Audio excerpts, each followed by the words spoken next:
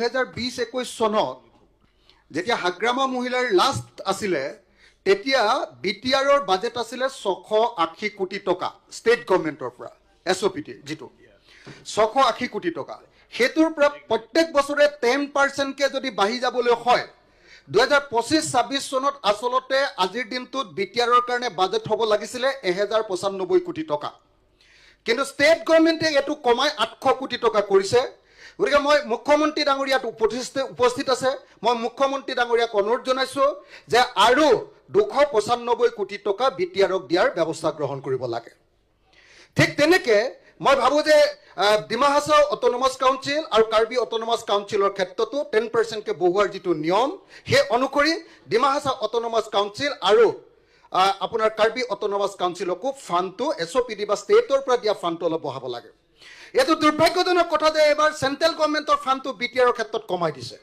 মই আশা কৰো আমাৰ ষ্টেট গভৰ্ণমেণ্টে সেন্ট্ৰেল গভৰ্ণমেণ্টক এটো বঢ়াবৰ কাৰণে অনুৰোধ কৰিব এতিয়া মই আপোনালোকক ক'ব খুজিম যে আসলতে বিটিআৰ যিখন চুক্তি হ'ল মই 6 শিডিউল গুটেটোলৈ যোৱাৰ আগত বিটিআৰ চুক্তিখনত সৰ্বমুঠ চৰকাৰে কৈছিলে যে 79টা আমি কাম বিটিআৰৰ কাৰণে কৰি দিম 79টা কাম কৰি দিম অলপ আগতে মই মুখ্যমন্ত্ৰী ডাঙৰীয়াৰ লগত কথা পাতিছিলো তেতিয়া তেখেতে ক'লে যে অকল এটাহে কাম বাকি আছে গোটেইখিনি কৰিলো মই দেখিলো যে গোটেইখিনি মই নিজে ইয়াতে একদম ধুনীয়াকে বনাই আনছো ৰিচাৰ্চ কৰি সব মানুহৰ লগত কথা বৰ্তা পাতি যে আসলতে বিটিআৰৰ চুক্তি 2020 চনত 27 জানুৱাৰী তাৰিখৰ দিনে যে 79টা কামৰ প্ৰতিশ্ৰুতি দিয়া হৈছিল তাৰ কেৱল 24টা কামহে এতিয়ালৈকে কৰা হৈছে অৰ্থাৎ 30.37% হে কাম কৰা হৈছে আৰু বেছিভাগ কামে এতিয়ালৈকে কৰা নাই মই ভাবো যে অসম চুক্তিৰ নিচিনাকে আকৌ বিটিআৰ চুক্তি কাৰ্যকৰী কৰিব লাগে বুলি যাতে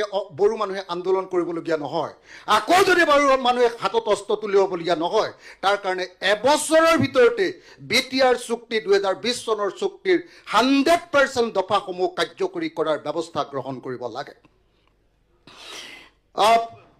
এতিয়া যদি মই কওঁ এটা বা দুটা যদি উদাহৰণ দি দিওঁ মুখ্যমন্ত্ৰী ডাঙৰীয়াই নিজে গম পাব ইয়াত আছিলে অল্টাৰেশ্যন অফ এৰিয়া বিটিএডিৰ অল্টাৰেশ্যন এৰিয়াত কৈছিলে যে inclusion of villages having majority tribal population কৈছিলে যে তেনেকুৱা গাঁও আছে মই জনামতে 1100খন এতিয়ালৈকে তেনেকুৱা ট্ৰাইবেল গাঁও ইয়াত অন্তৰ্ভুক্ত কৰিছে মাত্ৰ 60খন exclusion of villages having majority non tribal population যিবিলাক নন ট্ৰাইবেল পপুলেশ্যন যাত 51তকৈ কম ট্ৰাইবেল মানুহ আছে সেইবিলাকক বিটিআৰৰ পৰা কটাৰ কথা আছিলে তাৰ এখনো গাঁও এতিয়ালৈকে কটা নাই সেইটো কটাৰ ব্যৱস্থা কৰিব লাগে তাৰপাছত বিটিএডিৰ আপোনাৰ কনষ্টিটুৱেঞ্চি 40টাৰ পৰা 60টা কৰাৰ কথা আছিলে 125 যিটো এমেণ্ডমেণ্ট আছে তাত নিশ্চয় এইটো আহিব ইয়াৰ আগৰ আমাৰ ভাৰতৰ কেন্দ্ৰীয় চৰকাৰ লোকসভা আৰু ৰাজ্যসভাত যিটো 125 যিটো এমেণ্ডমেণ্ট বিল আছে তাত এইটো সংখ্যা বিটিআৰৰ কথাটো উল্লেখ নাই এবাৰ নিশ্চয় সোমাব নেক্সট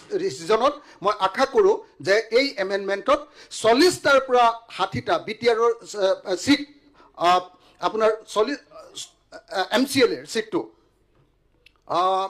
60টাৰ পৰা 80টা নহয় 40টাৰ পৰা 60টা কৰাৰ ব্যৱস্থা গ্ৰহণ কৰিব লাগে এই তিনিটাই কাম কৰা নাই এই তিনিটাৰ ভিতৰত মই দেখুৱালো যে এটাৰ সামান্য অংক এটা 1100খন গাঁৱৰ ভিতৰত মাত্ৰ 60খন গাঁও এতিয়ালৈকে অন্তৰ্ভুক্ত কৰিছে তাৰপাছত যদি চাওঁ যে review of power and function of BTC তাত 90টা যিটো হেৰি দিয়াৰ কথা আছিলে সেইবিলাকো এতিয়ালৈকে কাৰ্যকৰী হোৱা নাই আনহাতে ভাৰতৰ সংবিধানত মানে কি হ'ল এতিয়া কি আটাইতকৈ ডাঙৰ প্ৰব্লেমটো হ'ল বিটিআৰ বা যিকোনো 6 শিডিউল এৰিয়া কাৰ্বি আংলঙে হওক বা ডিমা হাছাওৰ আটাইতকৈ ডাঙৰ প্ৰব্লেমটো হ'ল যে যিটো পইচা আহে কেন্দ্ৰীয় চৰকাৰৰ পৰা অহা পইচাটো আকৌ ৰাজ্য চৰকাৰলৈ আহে ৰাজ্য চৰকাৰে কেইদিনমান তাতে উমনি দিয়ে তাৰপিছত আকৌ বহুদিনৰ মূৰতে আমাৰ বিটিআৰলৈ পঠিয়াই দিয়ে বা কাৰ্বি আংলঙলৈ পঠিয়াই দিয়ে সেইটো ডাইৰেক্টলি দিবৰ কাৰণে 125ত যিটো সংশোধনী আনিব খোজা হৈছে সেই সংশোধনীটো বিসংগতিপূৰ্ণ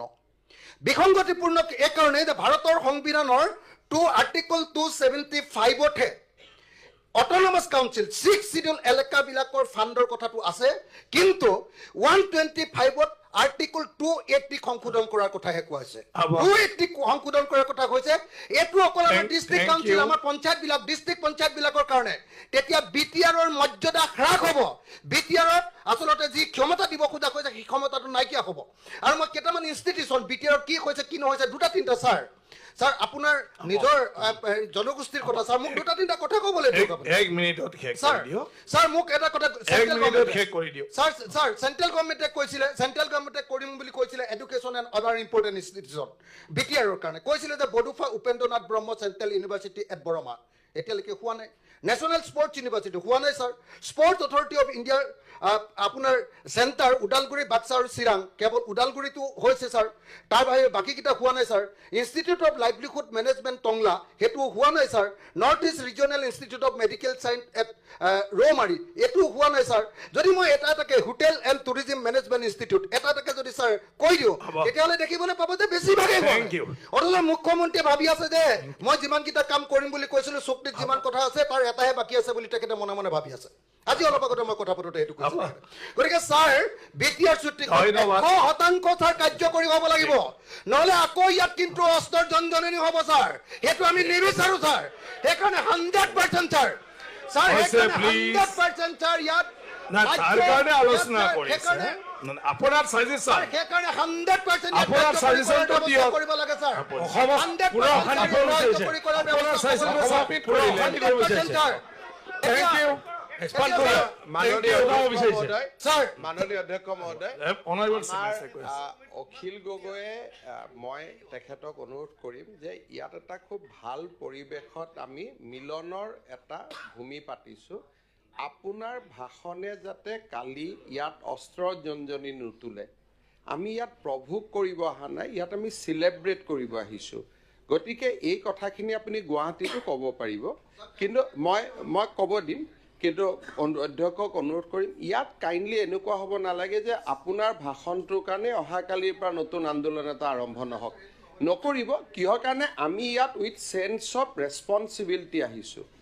অসমৰ মানুহৰ আশা আকাংক্ষাৰ ইয়াত প্ৰতীক লৈ আহিছোঁ। সেইকাৰণে let us talk positive things today. Critical things আমি গুৱাহাটীত গৈ পাতিব পাৰিম।